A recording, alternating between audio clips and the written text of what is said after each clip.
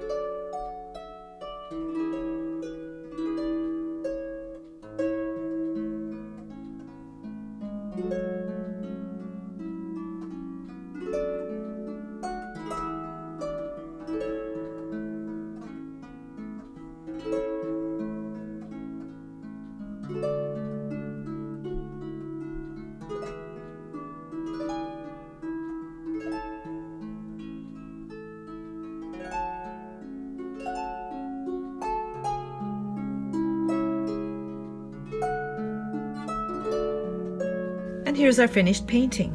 I had a little trouble with the gradients of the ocean, and you know, sometimes washes just don't work out very well. Next time I would probably mask out the white parts here around the bag so that I can just swoosh right over it. But it is what it is, and I think it looks okay. The reference photo is available on my website at summerbadestudio.com, and you can just go there and download it for free. Before you go, please subscribe to my channel and click the little bell so you can be notified when I have a new video, which I do twice a week, and I think you'd like these videos as well. And I'll see you next time.